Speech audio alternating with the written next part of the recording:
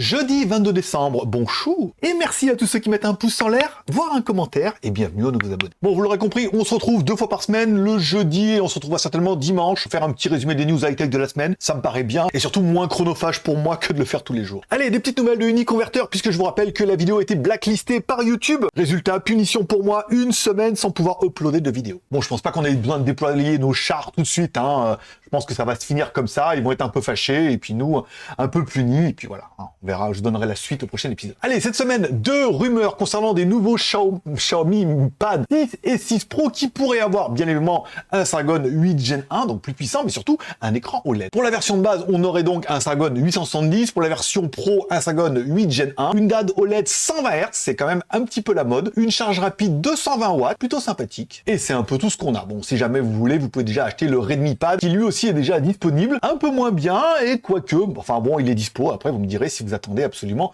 les nouveaux Xiaomi Pad. Lancement cette semaine du nouveau Nubia Z50, bien évidemment un nouveau Snapdragon 8 Gen 2, une caméra Sony 787 et un écran AMOLED 144 Hz.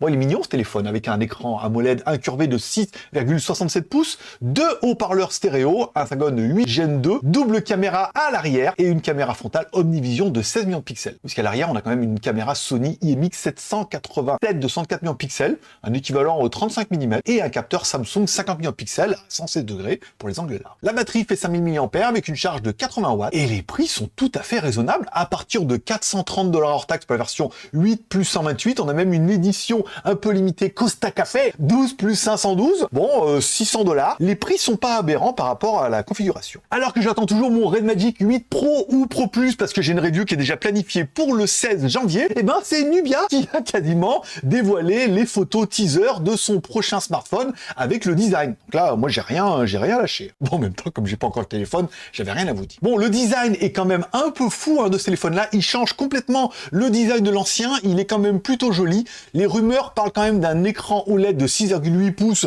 comme on avait un peu sur l'ancien, un lecteur d'empreinte digitale sous l'écran, bien sûr, une caméra frontale sous l'écran de 16 millions de pixels, capteur arrière 50 plus 8 plus 2. On retrouve un petit peu ce qu'on avait déjà, par exemple, sur le dernier. Batterie 5000 ou 6000 en fonction de la version classique ou de la version Pro. Charge rapide jusqu'à 165 watts. Et surtout, un nouveau logo qui est quand même plutôt joli, qui a dû quand même un peu leur coûter une blinde, même si on a l'impression que c'est ultra simple. Il sera dévoilé le 26 décembre. Eh oui, le lendemain de Noël. Aïe, aïe, aïe, aïe, aïe. Si vous saviez tout ce qui vous attend sur GLG Vidéo, où on reprend les reviews avec un rythme effréné, enfin pas vraiment, 2 par semaine, avec je teste et je vais tester beaucoup de choses. On va alterner une marque normale et une marque de café, qu'on appellera une marque de café, c'est surtout la contrefaction. Oui, torréfaction, contrefaction, voilà. Donc on a testé cette semaine le mode normal, c'est le Tiny Spark, la marque officielle et tout. Des produits qui sont plutôt sympas avec un t-shirt et une casquette. Le t-shirt est fou. En plus, ça vous plaît plutôt pas mal en fait ce genre de vidéo puisque les retours sont bons, les stats sont pas dégueulasses.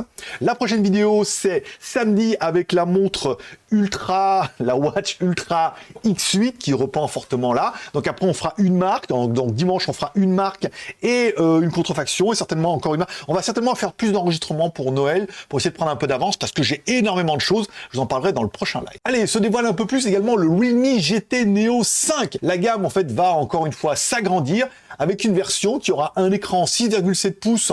Ok, en 1,5K, ok, gradation, tout ça, avec un écran OLED, c'est le plus important. Un Snapdragon 8 Gen 1, c'est pas le meilleur, mais c'est déjà largement suffisant. Un capteur d'empreinte digitale intégré et des petites lumières RGB. Niveau caméra, une IMX 890 de 50 millions de pixels avec l'OIS. Batterie 5000 avec une charge de 150 watts ou une batterie de 4600 mAh, mais par contre là avec une charge de 240 watts. Bon, en gros, ça sera un peu la version gaming du Realme, même s'il ressemble pas trop à un téléphone gaming, bon, apparemment les puissances sont quand même relativement honorables. Honor lève le voile également sur son Honor 80 GT et son Honor Pad V8 avec bien évidemment et encore une version Honor en version gaming. Un Snapdragon 8 Gen 1, c'est déjà validé avec un écran OLED et une caméra sous écran. Une charge rapide de 66 watts, écran Full HD, tout ça. Bon, il n'est pas bien spéqué pour le gaming et tout, mais encore une fois, c'est bien mieux et risque d'être vraiment pas cher. On aura également un Honor Pad V8. Là encore une fois, non c'est pas grand chose, ça sera une des premières tablettes qui aura la certification IMAX Advanced et un stylet et avec des broches pour brancher un clavier, tout ça.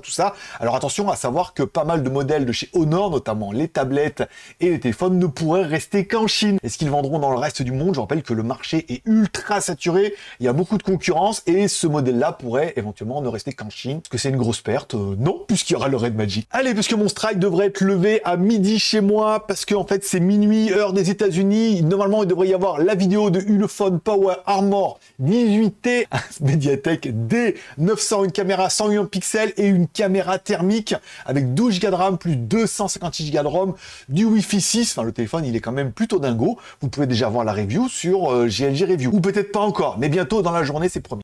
Et parce qu'il faut que je rattrape mon retard, vous aurez également aujourd'hui, plus tard à mon avis pour vous dans la journée et moi dans la soirée, le Doogee S99, encore une fois, un téléphone résistant, caméra 108 pixels, plus 64 millions de pixels, encore une fois pour la vision de nuit, 15 plus 128 Go, tout ça pour moins de 200 balles. Là, par contre, c'est quand même plutôt intéressant. J'ai pas encore la vidéo, puisque je peux pas encore uploader, je suis obligé d'attendre qu'il me lève le strike. Alors, on parle film et série télé de la semaine, puisque cette semaine, il y avait 2 épisodes de Tulsa. J'en ai pas eu la semaine dernière, je vous rappelle. Une petite version de genre Soprano, puisque c'est le même réalisateur ou producteur, mais avec Sylvester Stallone. C'est très sympa, c'est pas trop violent, c'est un peu badass, c'est un peu mafia, mais des années 80, avec le côté old school. L'histoire se passe super bien, c'est très sympathique, il y a rien de trash, de violent. C'est un peu comme Soprano, on sait qu'il va aller loin, et encore une fois, il y a Sylvester Stallone dedans. Moi, personnellement, j'adore cette série. Elle est disponible également depuis mercredi, la 3e saison de Jack Ryan. C'est une série que j'aime beaucoup, donc je vais regarder tout doucement un épisode ou 2 épisodes par jour, et je vous en parlerai à la fin. Sera également disponible apparemment le 22 décembre, Alice in Wonderland, saison 2. Voilà, s'il y en a qui n'ont pas encore vu la saison 1, je vous invite vraiment à voir. Un espèce de Squid Game, mais vachement avant, version japonaise. C'était quand même beaucoup plus sympathique, hein.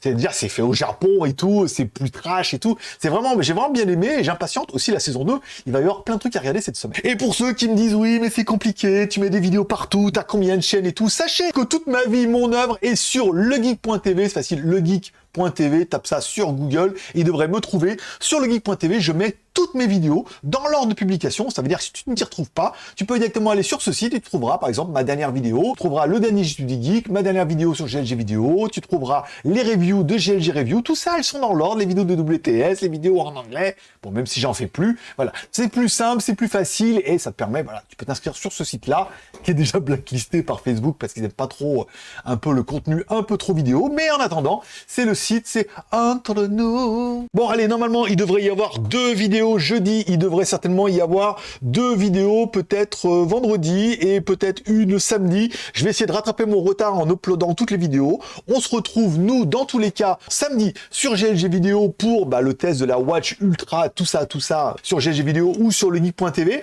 Sinon, on se retrouve en live, oui, dimanche 25, alors je sais pas si on va faire Twitch ou YouTube, vu que c'est le dernier dimanche du mois, je pense qu'on va se retrouver sur YouTube, voilà, à 16h, donc dimanche 25 décembre à 16h, pour tous ceux qui sont comme moi, tout seuls, qui n'ont pas de famille, pas d'amis, tout ça, et voilà, on sera un peu entre nous, entre malheureux, à 16h sur YouTube, on fera les enregistrements des émissions, et je ferai une grosse FAQ pour répondre à toutes vos questions, voilà, là, ça sera pas sur Twitch, ça sera sur YouTube.